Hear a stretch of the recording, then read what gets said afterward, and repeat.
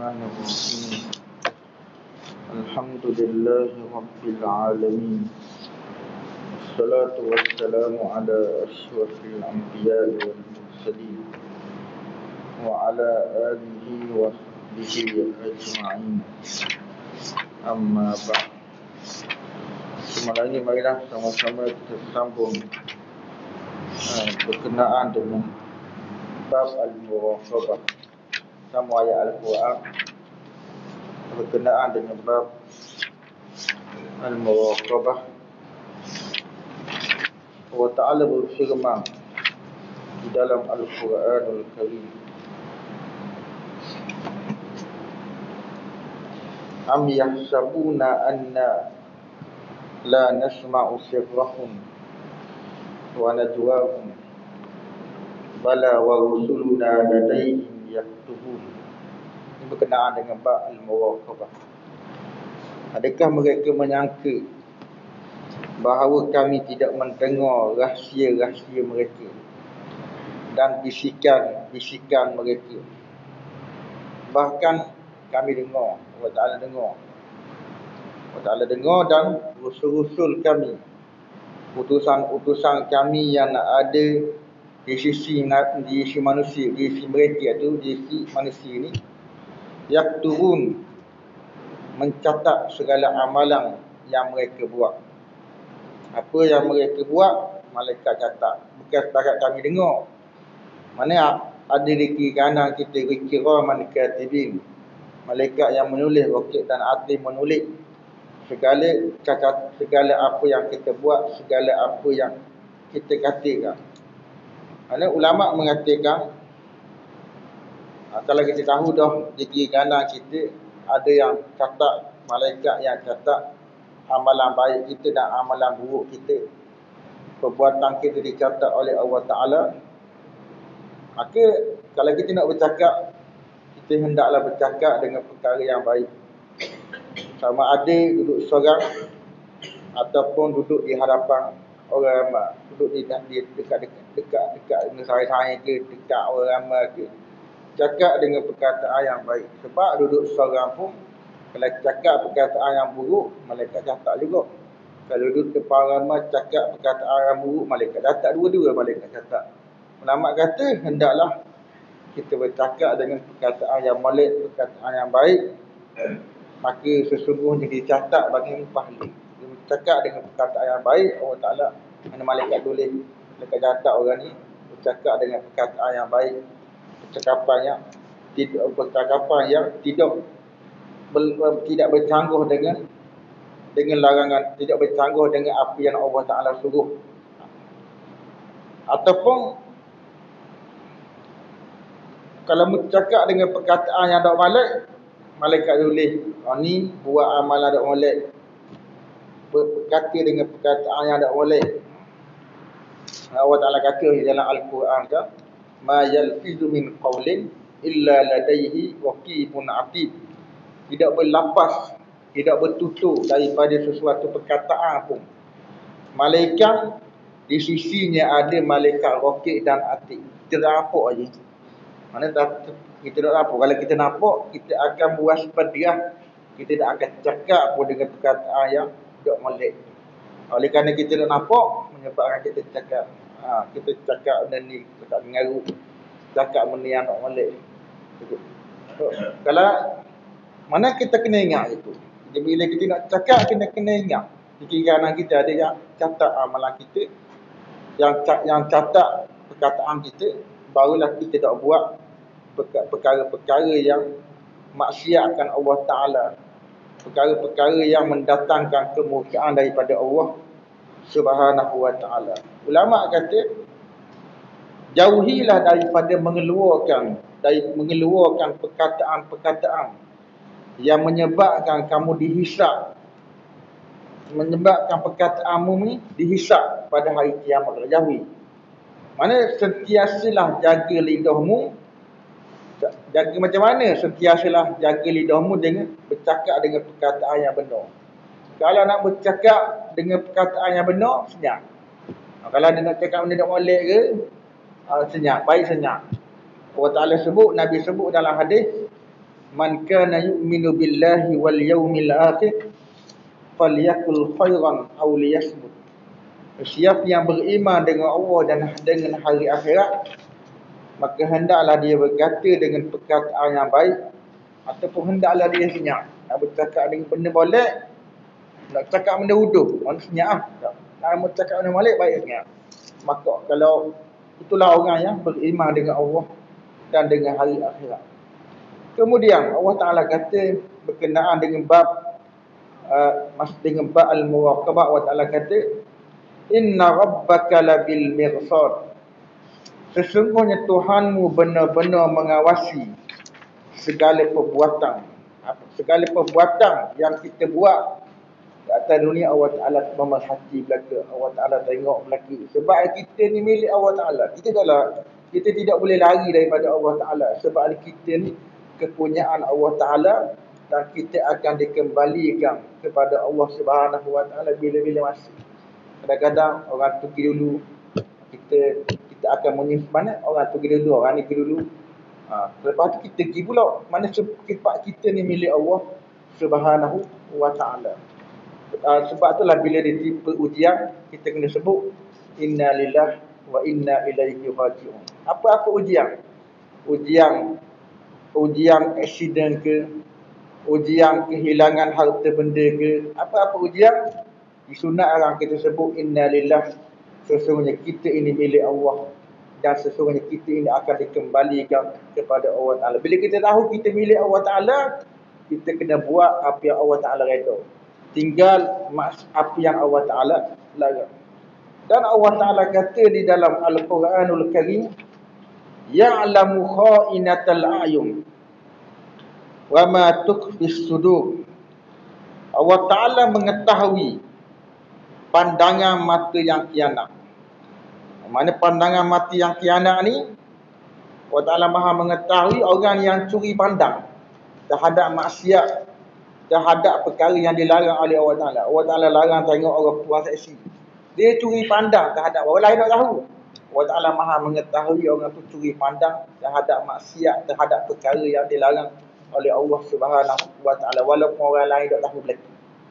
Dan Allah Ta'ala kata wa ma tukhfis sudur, dan apa yang disembunyikan oleh hati. Oleh hati kita ni, apa yang dibisikkan dalam hati kita ni, semuanya Allah Ta'ala mengetahui. Allah Ta'ala tahu belaka.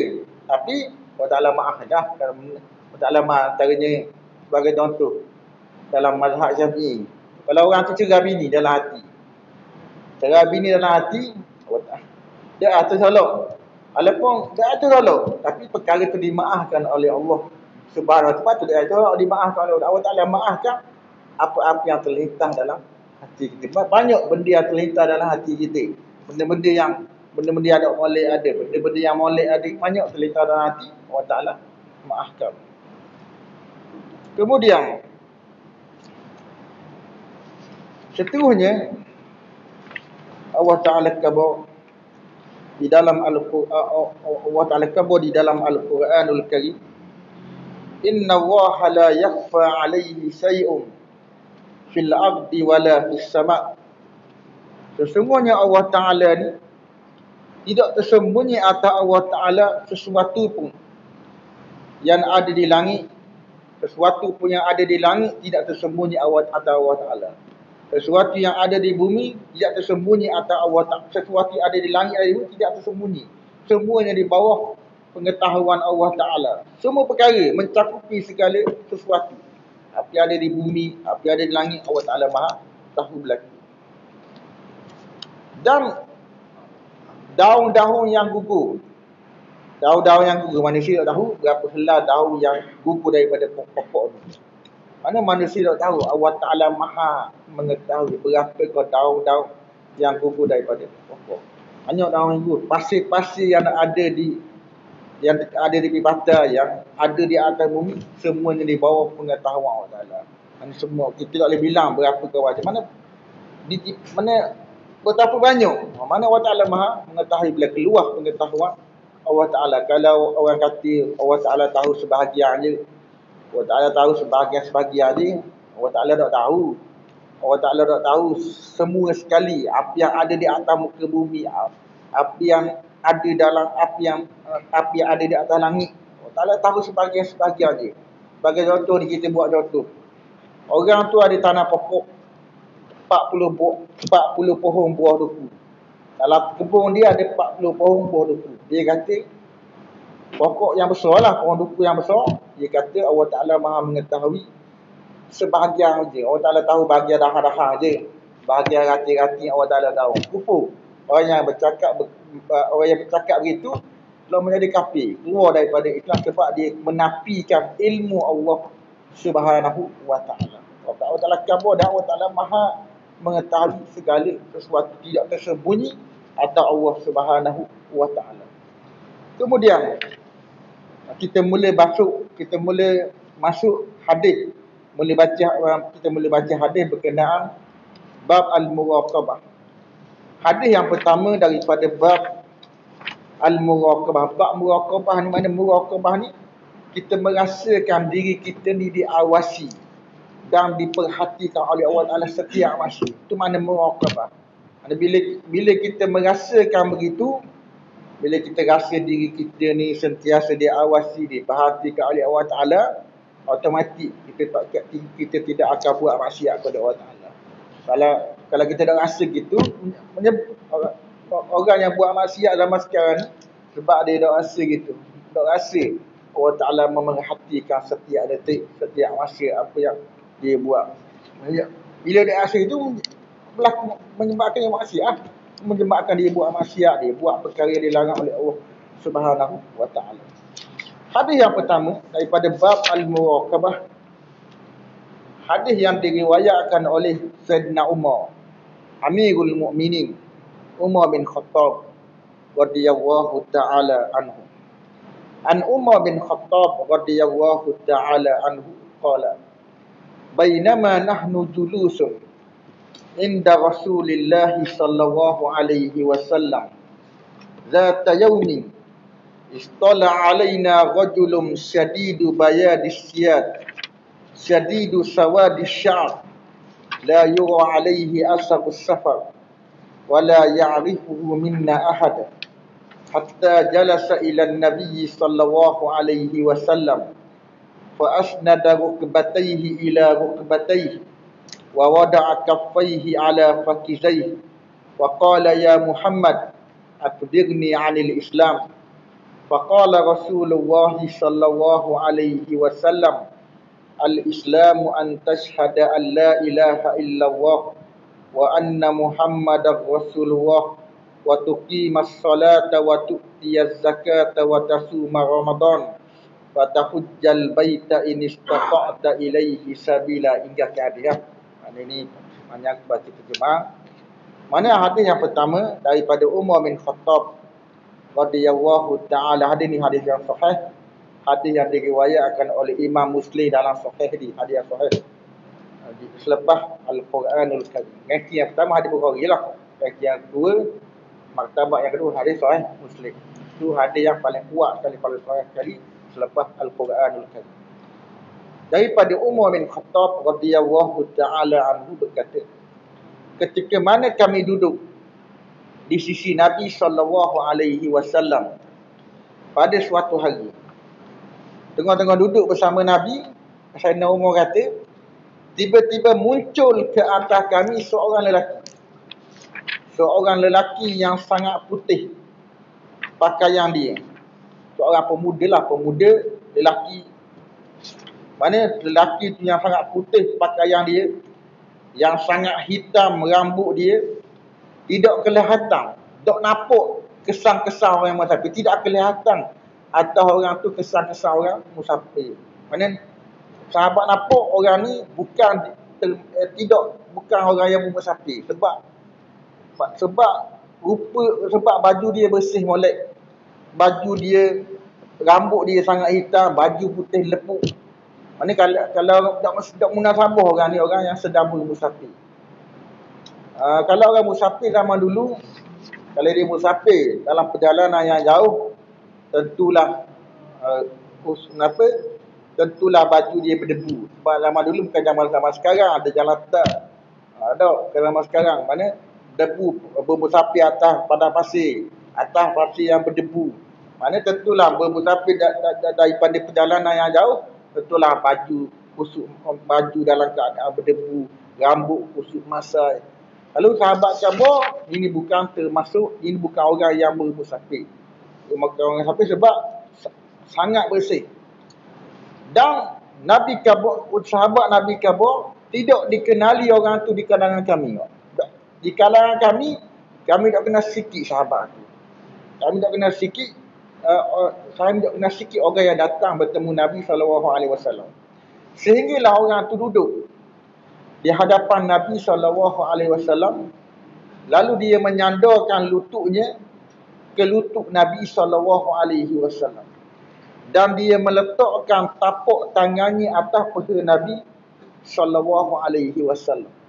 Dan dia berkata, mana dalam hadis ni kita kebal lalu, akhir hadis tahu dah. Ada orang yang datang bertemu dengan Nabi, Nabi sebut ialah Malaikat Jibril alaihi salam. Malaikat Jibril, mana Nabi kebal kepada Sayyidina Umar. Malaikat Jibril menyerupai orang yang sangat putih. Orang yang sangat, baju dia sangat, orang yang sangat putih, baju dia putih. Yang sangat bersih. Nak ajar cara-cara menuntut ilmu. Cara-cara menuntut ilmu mestilah dalam keadaan bersih. Dalam keadaan beradab. Mana beradab menuntut ilmu dengan guru secara berdepan, secara talaki dengan guru. Nak ajar cara-cara guru Malaikat Jibril. Tunjuk di hadapan para sahabat radhiyallahu ta'ala anhu. Dan pada kali ini Malaikat Jibril datang menyerupai rupa yang sangat cantik. Rupa yang sangat cantik, rambut hitam. Dan dalam peristiwa lain, Malaikat Jibril datang menyerupai orang lain pula. Menyerupai antaranya, Malaikat Jibril datang menyerupai sahabat yang bernama Dihyatul Qalbi. Sahabat yang kacau, yang lawa, yang asing. Mana orang ingat Dihyatul Qalbi yang bertemu dengan Nabi SAW. Tetapi rupa-rupanya Malaikat Jibril yang menyerupai rupa Dihyatul Qalbi. Mana Malaikat Jibril rupa-rupa orang ni bertemu dengan Nabi SAW. Dua kali sahaja Malaikat Jibril menunjukkan rupa yang asal kepada Nabi SAW. Yang pertama ketika Nabi SAW mula-mula menerima wahyu daripada Allah Ta'ala di Gua Hira.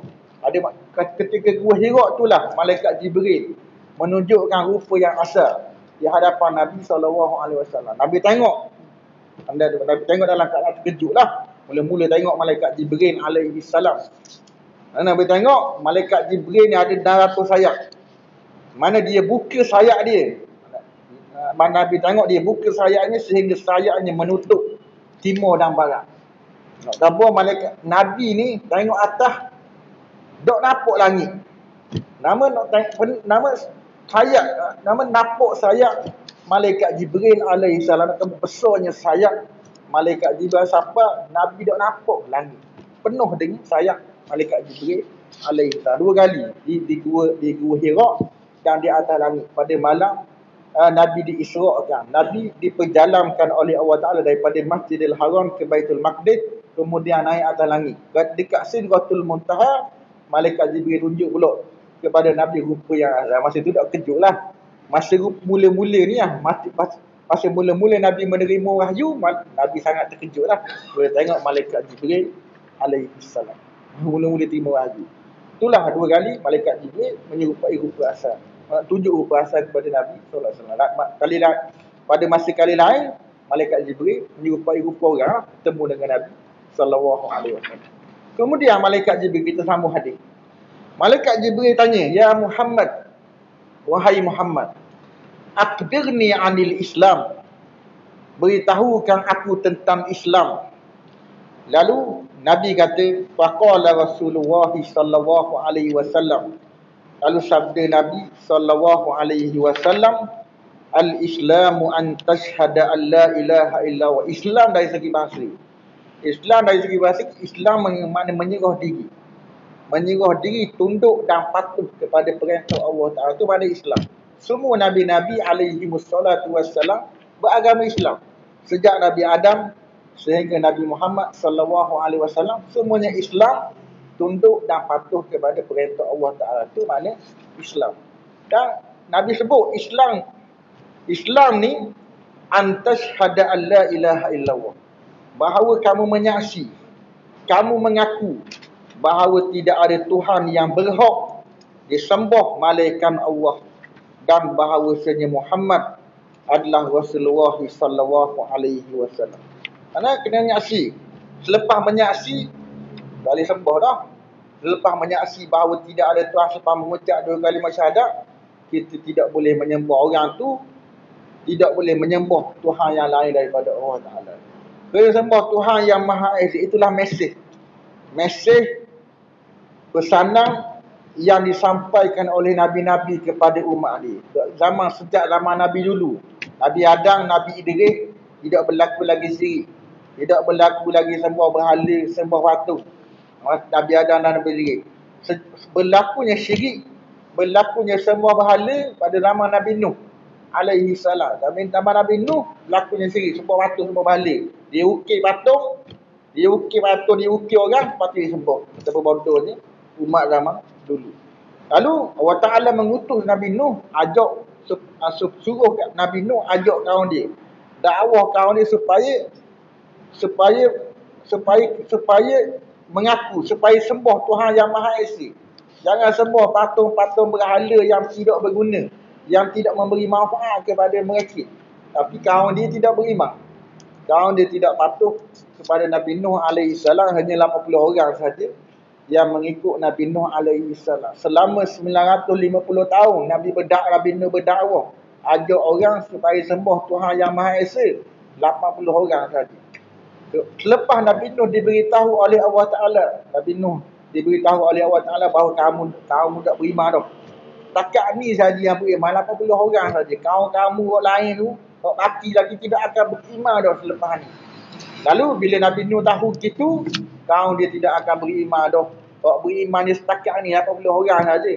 Nabi Nuh berdoa kepada Allah Ta'ala supaya dibinasakan kaumnya yang tidak beriman kepada Allah Ta'ala. Lalu Allah Ta'ala memperkenalkan kaum yang tidak beriman dibinasakan oleh Allah Subhanahu Wa Ta'ala. Nak kampungnya, itulah pesanan Nabi-Nabi alaihi musallatu wassalam kepada kaumnya, mengajak orang supaya menyembah, supaya mengaku bahawa tidak ada Tuhan yang berhak disembah melainkan Allah, dan tidak ada Tuhan yang berhak disembah melainkan Allah. Itu zaman dulu. Mana Nabi Nuh adalah Rasul pada zaman dulu lah. Sekarang ni Islam Nabi Kabar menyaksikan bahawa tidak ada Tuhan yang berhak disembah malaikat Allah, dan bahawa Muhammad adalah Rasulullah sallallahu alaihi wasallam. Bila Nabi Muhammad dibangkitkan menjadi Rasul, semua ajaran-ajaran yang lain sesat lagi. Mana syariat zaman dulu, mana syariat dalam kitab Taurat, bukan sesat, mana tak boleh pakai, tidak boleh diamalkan. Tidak boleh diamalkan. Mana bila Nabi Muhammad dibangkitkan di atas dunia, syariat zaman dulu dihapuskan oleh syariat Nabi Muhammad sallallahu alaihi wasallam. Mana kena beramal dengan apa yang diturunkan kepada Nabi Muhammad sallallahu alaihi wasallam. Dan semua agama batil apabila bangkitnya Nabi Muhammad sallallahu alaihi wasallam. Agama Kristian, agama Yahudi, agama apa-apalah, semuanya sesat. Yang betul ialah Islam yang dibawa oleh Nabi Muhammad sallallahu alaihi wasallam. Allah Ta'ala sebut di dalam Al-Quran, wa man yabtaghi ghayral islami dinan falam yuqbala minhu wa huwa fil akhirati minal khasirin. Dan sesiapa yang mencari ajaran yang lain daripada Islam, maka tidak diterima daripadanya. Tak diterima. Dia cari ajaran Kristian, ajaran agama Yahudi ke, Allah Ta'ala tak terima. Walaupun dia buat letih, dia letih, penat, letih dalam buat ibadat, dia letih buat ibadat mengikut agama Kristian, lelah buat ibadat mengikut agama Yahudi. Allah Ta'ala tak terima ibadat mereka, sebab ibadat mereka tidak diredai oleh Allah Ta'ala. Ibadat mengikut Islam, ibadat yang diredai oleh Allah Subhanahu Wa Ta'ala. Mana Semua ibadat mereka dia tidak memberi manfaat sikit pun di sisi Allah Ta'ala. Debu, menjadi debu. Tidak memberi manfaat. Lepas, seperti debu, ulama kata, wa kullu hadza haba. Semua itu adalah sia-sia belaka. Tak ada faedah sikit. Yang betul, wa huwa fil akhirati minal khasirin. Yang betul adalah agama Islam lah. Agama Islam, ibadat cara Islam, ibadat yang diajar oleh Nabi SAW. Sebagaimana ada Sayyidina Umar bin Khattab. Sayyidina Umar bin Khattab ni minta izin. Ada satu cerita, dia minta izin dengan Nabi SAW nak baca kitab Taurat. Minta izin dengan Nabi. Lalu Nabi marah. Nabi kata kepada Sayyidina Umar bin Khattab, akak-dekah kamu memandai-mandai wahai Umar. Nabi kata, kalau Nabi Musa masih hidup zaman sekarang, Nabi Musa dah mati lagi, hidup lagi pada zaman Nabi SAW, hidup zaman aku ni, Nabi Musa wajib ikut aku. Boleh ikut dah kitab Taurat yang diturunkan kepada dia. Sebab bila bangkitnya Nabi Muhammad, kitab Taurat boleh pakai dah. Kena pakai kitab yang diturunkan kepada Nabi Muhammad SAW, iaitu Al-Quranul Karim. Kita kena beriman dengan kitab Taurat, tapi kita tidak boleh beramal. Tidak boleh beramal dengan kitab Taurat yang diturunkan kepada Nabi Musa AS. Kemudian kita sambung ayat, wa huwa fil akhirati minal khasirin. Dan dia di hari akhirat kelak di kalangan orang yang rugi. Maksudnya orang yang tolak Islam, dia pada hari akhirat kelak di kalangan orang yang rugi, walaupun dia untung atas dunia. Untung atas dunia sekalipun, tetapi pada hari akhirat tidak mendapat keuntungan daripada Allah Subhanahu Wa Taala, sebab agama mereka batil, agama mereka sesat. Agama mereka sesat, akhir ujung kali masuk dalam neraka Allah Subhanahu Wa Taala. Dia buatlah baik banyak mana atas dunia, untunglah banyak mana atas dunia, buat baik setara mana pun, ikut agama kafir, lah kali kekal neraka, mendapat kerugian daripada Allah Taala masukkan ke dalam neraka. Tak untung juga orang yang ikut agama yang lain daripada Islam. Mana tak semestinya tak wajib beramal dalam kitab lama dulu. Tak wajib beriman, wajib beriman tapi tak wajib beramal. Kena beza antara beriman dan beramal. Kena wajib beramal bila turunnya, bila Al-Quran ada, Al-Quran diturunkan kepada Nabi Muhammad, wajib beramal dengan kitab Al-Quran. Tidak boleh beramal dengan kitab zaman dulu. Wajib beriman. Wajib iman. Tak boleh kata kitab Taurat bukan kitab Tuhan. Tak boleh. Kena beriman bahawa kitab Taurat adalah kitab Allah Ta'ala. Kitab Zabur kitab Allah Ta'ala. Kitab Injil adalah kitab Allah Subhanahu Wa Ta'ala. Tapi kitab zaman sekarang tak boleh.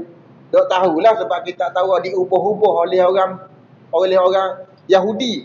Kita kena beriman dengan kitab Taurat yang asal, yang diturunkan kepada Nabi Musa alaihissalam. Kita tahu zaman sekarang nak beriman macam mana, bercampur gaul antara kata-kata Yahudi, perkataan-perkataan yang diubah oleh orang Yahudi, Taurat yang diubah oleh orang Yahudi. Kita nak beriman dengan Taurat yang macam tu, kena beriman dengan Taurat yang asal yang diturunkan kepada Nabi Musa alaihissalam. Kemudian bila kita mengucap dua kalimah syahadat, kita bukan setakat mengucap di bibir lidah saja. Wajib kita mengakui bahawa Muhammad adalah Rasulullah, wajib mengakui di lidah dan wajib mengakui dalam hati. Mana tak boleh sebut di lidah saja tapi dalam hati tidak percaya kepada Nabi Muhammad SAW adalah Rasulullah, Rasul akhir zaman.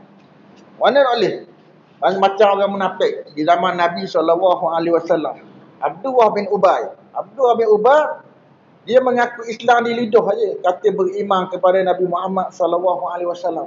Tapi dalam hatinya menentang Islam, menentang Nabi Muhammad SAW, berpakat dengan orang Yahudi, berpakat dengan orang kafir Quraisy, macam mana nak menghapuskan strategi, nak menghapuskan Nabi SAW. Mana tetap dalam hati, sebab tak berani. Mekah beranilah. Masa zaman Nabi duduk Mekah 13 tahun tu tak ada orang munafik, sebab Islam ditindak. Sebab kalau orang masuk Islam kena tindak, kena bunuh. Seperti Sumayyah, Yasir kena bunuh. Orang masuk Islam kena seksa. Seperti Bilal bin Rabah. Dekat Madinah, Islam memerintah. Islam memerintah, agama Islam kuat. Orang tak berani menentang Islam secara terang-terangan. Orang berani menentang Islam dari dalam. Tak berani nak menzahirkan penentangan terhadap Islam. Mana wajib bila kena mengaku di lidah dan mengaku di dalam hati bahawa Muhammad adalah Rasul. Dan bila kita mengucap dua kalimah syahadat, nantinya kita kena mengakui bahawa Nabi Muhammad ni diutus ke seluruh dunia, ke seluruh alam. Mana bukan Nabi Muhammad diutus untuk Arab saja. Tak boleh kata gitu. Wajib beriman bahawa Nabi Muhammad diutus ke seluruh sampai hari kiamat. Sampai hari kiamat. Diutus kepada orang ni, kepada orang ni, sebab itulah Nabi Muhammad SAW menghantar surat kepada Raja Rom, kepada Raja Parsi. Ini menunjukkan bahawa Nabi Muhammad bukan untuk orang Arab, untuk orang lain, untuk semua umat, semua kaum. Semua kaum. Bukan macam zaman Nabi dulu. Zaman Nabi dulu untuk kaum ni. Nabi Muhammad sampai hari kiamat. Diutus untuk sampai hari kiamat, untuk umat sampai hari kiamat. Allah Ta'ala kata di dalam Al-Quran, "Wa ma arsalnaka illa rahmatan lil alamin." Dan tidaklah kami utus kamu wahai Muhammad sallallahu alaihi wasallam malaikat membawa rahmat kepada seluruh alam. Kemudian ulama mengatakan di antara kesempurnaan pengakuan kita, pengakuan bahawa Muhammad itu adalah Rasulullah, antaranya ialah kita kena membenarkan apa yang diberitahu oleh Nabi sallallahu alaihi wasallam. Apa yang diberitahu oleh Nabi kita kena benar. Apa yang dilarang oleh Nabi kita kena benar. Apa yang diberitahu oleh Nabi tentang azab kubur, tentang hari kiamat, tentang dibangkit orang selepas mati dibangkitkan orang di padang mahsyar. Walaupun tak logik pada akal, wajib kita membenarkan apa yang datang daripada Nabi sallallahu alaihi wasallam. Itu di atas kesempurnaan pengakuan kita bahawa Muhammad adalah Rasulullah sallallahu alaihi wasallam.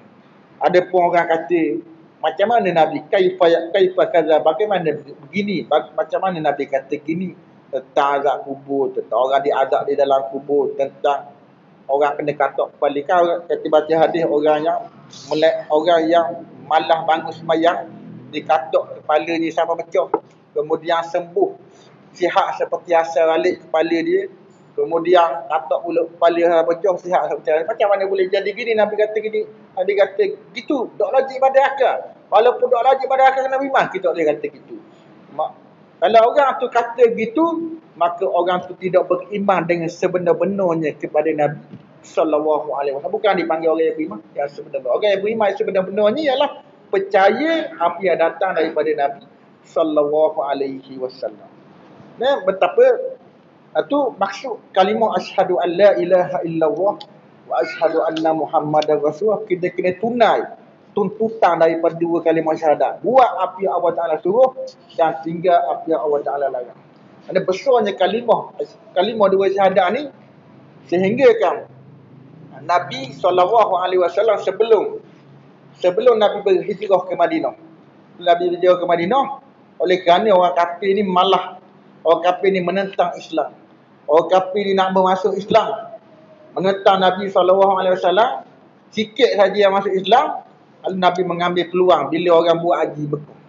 Orang daripada Yaman, daripada kabilah ni, daripada Taif, daripada Madinah, dia buat haji kat Mekah. Pada musim haji, ramailah mari kat Mekah. Lalu Nabi mengambil peluang pada masa tu, Nabi pergi dakwah kat kabilah ni. Antaranya Nabi berdakwah dekat kabilah Bani Amir. Nabi pergi dakwah kepada kabilah Bani Amir, ajak Bani Amir kepada agama Islam. Lalu Bani Amir tanya, kalau menang nak bagi jawatan apa? Tanya jawatan dah. Tak menang lagi Islam, tanya jawatan dah. Lalu Nabi khabar jawat mana min haisu mana daripada apa yang Allah Taala kehendak. Jawatan itu diberikan kepada orang yang dikehendaki oleh Allah Taala. Itu di bawah pengetahuan, itu di bawah kehendak Allah Subhanahu wa taala. Nabi khabar gitu kepada kabilah Bani Amir. Lalu kabilah Bani Amir menolak tawaran Nabi SAW. Sebab kalau menang tak tahu nak pergi siapa jawatan.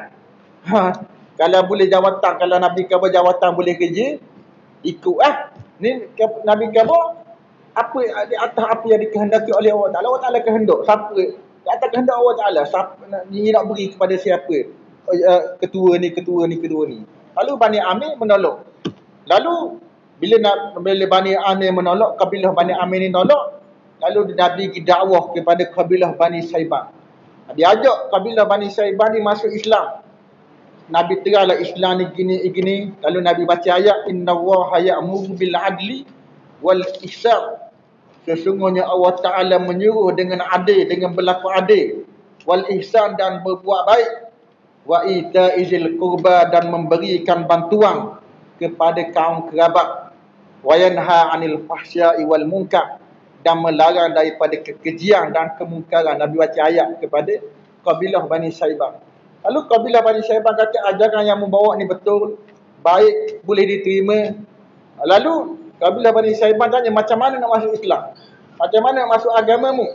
Kalau Nabi kata nak masuk agama kami, kena sebut asyhadu an la ilaha illallah wa asyhadu anna Muhammadar Rasulullah. Bila kabilah Bani Saibah mendengar kalimah la ilaha illallah, kabilah Bani Saibah terkejut. Mana kabilah Bani Saibah kata hadza amrun takrahul muluk. Mana kalimah ini sangat dibenci oleh seluruh dunia. Seluruh dunia benci kepada kalimah la ilaha illallah. Sebab apa? Bila sebut kalimah, bila sebut la ilaha illallah, seseorang itu tidak boleh sembah Tuhan yang lain daripada Allah Ta'ala. Tidak boleh mengabdikan kepada yang lain daripada Allah Ta'ala. Kena sembah Tuhan. Kena sembah Tuhan yang Maha Esa. Tidak boleh sembah raja. Tidak boleh patuh kepada undang-undang raja. Tak boleh patuh kepada undang-undang ni. Itulah kelebihan Bani Saibah kabur. Itulah betapa besarnya kalimah la ilaha illallah. Raja-raja semua atas dunia benci kepada kepada kalimah la ilaha illallah. Lalu kabilah Bani Saibah kabur, kalau berhadapan dengan orang Arab, aku sanggup masuk Islam. Kalau berhadapan dengan raja-raja atas dunia, raja Parsi, raja Rom, aku tak sanggup. Aku tak sanggup berhadapan. Sebab bila sebut asyhadu an la ilaha illallah, kena berhadapan, sanggup berhadapan dengan seluruh dunia. Bukan orang Arab saja, orang zaman Nabi SAW.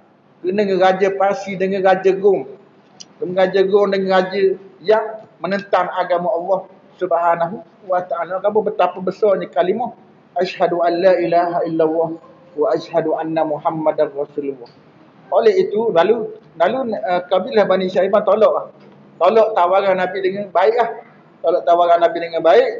Lalu Nabi kata, apabila Islam menang, marilah dekat aku. Lalu mari dekat aku, masuk bersama dengan aku.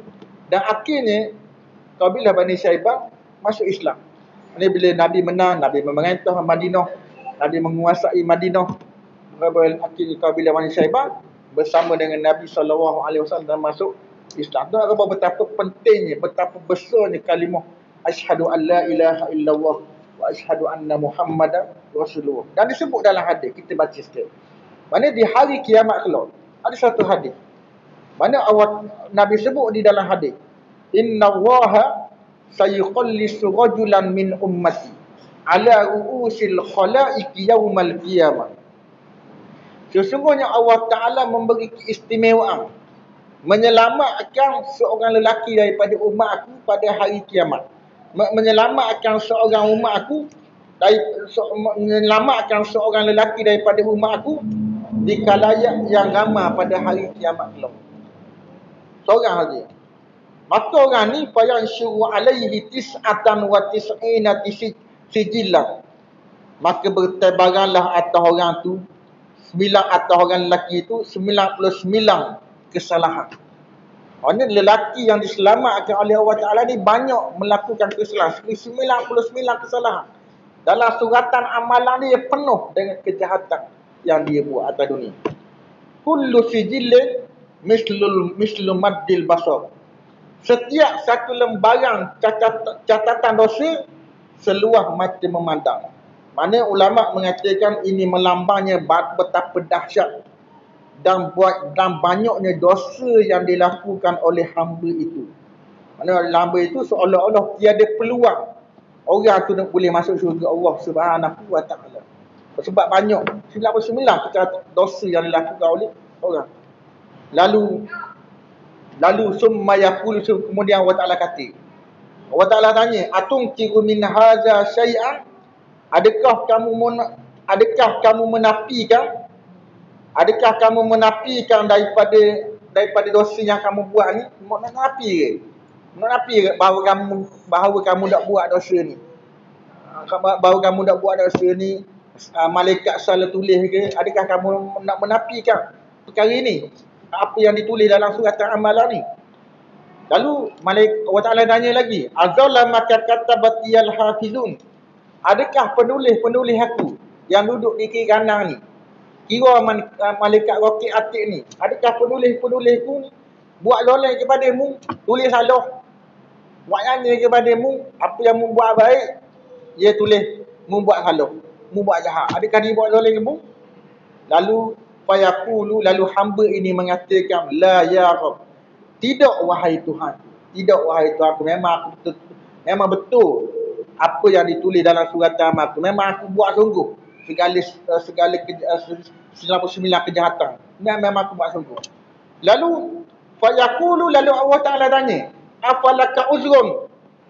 Adakah kamu ada sebarang alasan atau satu kebaikan yang boleh menolong? Ada alasan tu, ataupun kebaikan yang boleh menolongmu daripada mu terjerumus ke dalam lembah, ke dalam api neraka. Adakah kamu ada alasan? Lalu dia mengatakan, "La ya Rabb." Tidak wahai Tuhanku. Aku tak ada alasan. Aku tidak ada kebaikan sikit yang boleh menolong kepada hari ini, wahai Tuhanku. Lalu Allah Ta'ala kata, "Bala, ya. Ya, kamu ada kebaikan. Innalaka indana hasanatan." Sesungguhnya ada bagi kamu di sisi kami kebaikan. Mana sesungguhnya ada tersimpan di sisi kami ni ada satu kebaikan. Kebaikan yang aku simpan. Baik kamu yang aku simpan. Fa innahu la zulma alaikal yaum. Maka Allah Ta'ala kata, sesungguhnya tidak ada kezaliman ke atasmu pada hari ini, mu tidak akan dibuat zalim sekali-kali. Tidak akan dibuat zalim. Allah Ta'ala kata kepada hamba ni. Lalu patuh rajul bitaqah. Lalu dikeluarkan kad kecil. Mana Allah Ta'ala mengeluarkan satu kad kecil. Kad kecil macam kad dalam. Kad dalam tu. Kad kecil tu fiha yang ada padanya asyhadu an la ilaha illallah wa asyhadu anna muhammadar rasulullah. Allah Ta'ala menolong dua dengan kalimah asyhadu an la ilaha illallah wa asyhadu anna muhammadar rasulullah saja. Lalu lalu Allah Ta'ala kata, "Uhdub, hadir, mari sini. Wazna, dan timbanglah amalanmu." Di sini dan timbanglah olehmu. Timbang kat kecil dan dengan amalan jahat yang membuat di atas dunia ni, 99 amalan. Fayaqulu ya Rabbi. Fayaqulu ya Rabb. Lalu dia berkata, "Ya Rabbi, ma hadhil bitaqah." Wahai Tuhanku, apakah ini kad kecil? Serta apakah kad kecil ini serta dibandingkan dengan kesalahan-kesalahan yang aku buat di atas dunia tu. Boleh lepas tak dengan kad kecil yang aku buat, dengan kad kecil yang aku bagi aku ni, nak dibandingkan dengan kesalahan-kesalahan yang aku buat di atas dunia tu. Lalu dia berkata, innaka la tuzlam. Sesungguhnya mu tidak akan dibuat zalim. Mu tidak akan sekali dibuat zalim pada hari ini. Allah Ta'ala kabar kepada pemuda, kabar kepada lelaki. Lalu Nabi sebut, "Fatuda'us sijillat." Maka diletakkan segala kesalahan-kesalahan yang dia buat atas dunia. Ambil kesalahan yang dibuat atas dunia, catatan kesalahan yang dibuat atas dunia, letak pada sebelah neraca. Wal bitaqatu fi kaffatin. Dan diletakkan kad kecil tu di sebelah neraca yang satu lagi. Lalu bila letak kad kecil di sebelah neraca yang satu lagi, lalu patah satu sijilat, maka terangkatlah oleh segala sijil-sijil. Dan segala sijil-sijil tu jadi ringan. Bila letak kad kecil yang ada kalimah asyhadu an la ilaha illallah wa asyhadu anna muhammadar rasulullah, mana wasakulatil bitaqah, dan jadi berat. Kad kecil yang ada kalimah asyhadu an la ilaha illallah ni jadi berat. Lalu awak Nabi sebut fala yasqulu ma'asbillahi syai', dan kerana tiada sesuatu yang lebih berat bersama nama Allah Subhanahu wa ta'ala. Allah Ta'ala nak tolong. Allah Ta'ala nak tolong bagi sesiapa yang dikehendaki oleh Allah Ta'ala lah. Allah Ta'ala nak selamatkan dia.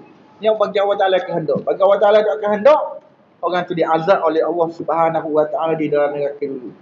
Mana di dalam neraka dulu diazab qadar dosa dia buat, baru boleh masuk syurga.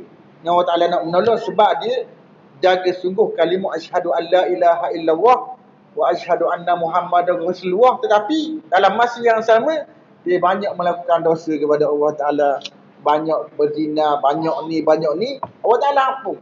Allah Ta'ala ampun sebab dia ada iman dia ada dalam hati. Tapi dia banyak melakukan kesalahan kepada Allah Ta'ala. Oleh kerana dia ada iman, dia jaga betul dua kalimah syahadat dia, Allah Ta'ala selamatkan dia pada hari kiamat. Dia bagi orang yang dikehendaki oleh Allah Ta'ala lah. Allah Ta'ala kehendak. Allah Ta'ala kabar dalam Al-Quran, innallaha la yaghfiru an yushraka bih wa yaghfiru ma duna zalika liman yasha. Sesungguhnya Allah Ta'ala tidak mengampun dosa syirik. Dosa syirik, dosa menyengutukan Allah Ta'ala dah ampun. Kalau dia mati di atas kafir, mati di atas syirik, selama-lamanya Allah Ta'ala dah ampun, kekal dalam neraka selama-lamanya. Dan Allah Ta'ala kata wa yaghfiru ma duna zalika liman yasha, dan Allah Ta'ala mengampun dosa selain syirik bagi sesiapa yang dikehendaki oleh Allah Ta'ala. Itu atas kehendak Allah Ta'ala, sama ada Allah Ta'ala nak ampun ataupun Allah Ta'ala tidak mengampuni. Dalam hadis Allah Ta'ala nak ampun dengan dia ada dua kalimah syahadat asyhadu an la ilaha illallah wa asyhadu anna muhammadar rasulullah. Kemudian ajang syarah kepada syarah asyhadu an la ilaha illallah wa asyhadu anna muhammadar. Yang kedua, apa dia Islam? Islam wa tuqimas solah, dan kamu menunaikan solat. Menunaikan solat. Solat ni adalah hubungan antara hamba dan antara Allah Ta'ala. Yang special, yang menyebabkan special ni ibadat solat difardukan di atas langit secara langsung antara Allah Ta'ala. Ibadat lain secara perantaraan dengan malaikat Jibril alaihissalam, antara perantaraan malaikat Jibril, ibadat haji, ibadat puasa, ibadat zakat, perantaraan malaikat Jibril, antara malaikat Jibril dengan Nabi SAW melalui perantaraan. Kecuali ibadat solat secara langsung, Allah Ta'ala beri secara langsung, fardu secara langsung kepada Nabi SAW di atas langit pada mulanya 50 waktu sembahyang.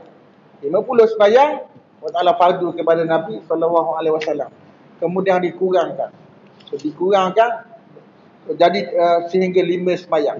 Dikurangkan oleh kerana desakan Nabi Musa lah. Nabi Musa desak. Nabi Musa suruh Nabi Muhammad minta kurang dengan Allah Ta'ala. Umat budak mampu nak tunai 50 sembahyang ni. Banyak 50 waktu sembahyang ni. Mana Nabi Musa kata, aku uji dah Bani Israel. Aku uji dah kebanyakan mereka tak patuh, tak buat apa yang aku suruh. Maka 50 sembahyang ni umat budak mampu buat sebab banyak, mungkin minta kurang. Kemudian apabila Nabi minta kurang, Allah Ta'ala mengurangkan daripada 50 kepada 5 waktu sembahyang. Itu bukan 50 depok lalu, 50 kepada 5 waktu sembahyang. Allah Ta'ala kurang 50 daripada 50 kepada 45. Kemudian bertemu dengan Nabi Musa pula. Nabi Musa suruh minta kurang pula daripada 45 ke 40. 9 kali berulang-alik minta kurang dengan Allah Subhanahu wa Ta'ala. Sehinggalah 5 waktu sembahyang. 5 waktu sembahyang Nabi Musa suruh minta kurang balik. Dia minta kurang pula. Sesungguhnya umat muda mampu nak tunda 5 waktu sembahyang ni. Kalau Nabi khabar aku nak mak aku malu lah. Aku malu dah nak minta dengan Allah Ta'ala. Dan memang itulah ketetapan Allah Ta'ala. Allah Ta'ala fardu 5. Waktu sembahyang kepada umat Nabi Muhammad SAW. Tidak berubah dah. Daripada Allah Ta'ala 5 waktu sembahyang. Nah, orang yang lalai mana? Tapi 5 waktu pun ramai orang yang lalai. Ramai orang yang lalai daripada menunaikan solat. Lalai mana? Sembahyang maghrib. Sembahyang maghrib dalam waktu isyak. Lalai tu. Mana Allah Ta'ala sebut di dalam Al-Quran, fawailul lil musallin alladzina hum an salatihim sahun. Maka neraka neraka bagi orang sembahyang. Orang sembahyang lagu mana? Orang yang sembahyang alladzina hum an salatihim sahun. Orang yang lalai daripada menunaikan solat mereka. Lalai daripada menunaikan solat mereka, bukan lalai dalam sembahyang. Kalau dalam sembahyang beratlah kita. Kalau dalam sembahyang tu teringat benda-benda ni, duk teringat ikan, duk teringat makan tu, banyak benda. Dalam ayat Quran ni, orang yang lalai daripada menunaikan solat. Maksudnya, ulama kata orang yang melewatkan solat daripada waktunya, tu orang yang lalai daripada sembahyang. Mana orang yang sembahyang waktu masuk waktu garis, tidak sembahyang lagi garis, isyak baru sembahyang ke, itu orang yang lalai daripada menunaikan solat yang difardukan oleh Allah Ta'ala. Cukup kita sama belalah berkenaan dengan hukum yang kedua, iqam wa tuqim as-salat, dan kamu menunaikan solat. Wa akhir, minta maaf banyak-banyaklah kalau ada salah dan silap. Wa akhiru da'wana alhamdulillahi rabbil alamin.